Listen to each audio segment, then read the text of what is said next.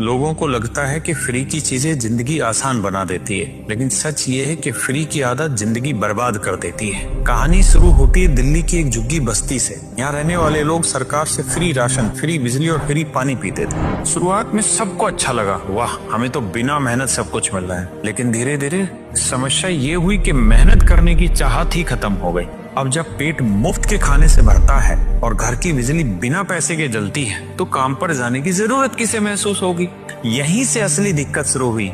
जब कोई नई चीज चाहिए होती है, जैसे बच्चे के लिए खिलौना या जेब खर्च के लिए पैसे, तो कई लोग मेहनत करने के बजाय छोटी छोटी चोरी करना शुरू करते हैं, चेन स्नैचिंग या लूटपाट पर उतर आते हैं। सिर्फ 100-200 रुपए के लिए अपराध करना शुरू कर देते हैं। ये सब इसलिए क्योंकि उनके दिमाग में मुफ्त मिल रहा है, मेहनत क्यों करें, ये वाली मानसिकता बैठ चुकी है। ऐसा सिर्फ बस्तियों में ही नहीं, बल्कि बड़े बड़े देशों ने भी इन चीजों को भुगता है। जिम्बाब्वे सरकार ने 2008 में जनता को खुश करने के लिए नोट पर नोट छाप दिए, जिससे महंगाई इतनी भयानक हुई कि एक अंडा खरीदने के लिए भी ट्रॉली भरकर नोट ले जाने पड़ते थे। लोगों के पास पैसा तो था, लेकिन कुछ खरीदने के लिए मार्केट में सामान नहीं था, और इसी तरह आज वो देश बर्बाद हो चुके हैं। भारत में भी यही चीजें होती हैं। आज भी आप देख सकते हैं, कभी जब बिजली मुफ्त होती है तो कई लोग अनावश्यक पंखे, लाइट, हीटर चलाकर बर्बादी करते हैं, लेकिन वही लोग अगर अपनी जेब से बिल भरते होते तो हर यूनिट बचाने की कोशिश करते हैं। यानी मुफ्त की आदत इंसान से जिम्मेदारी छीन लेती है। सच्चाई ये है कि चीजें फ्री नहीं होनी चाहिए। अगर उनकी कीमत कम भी हो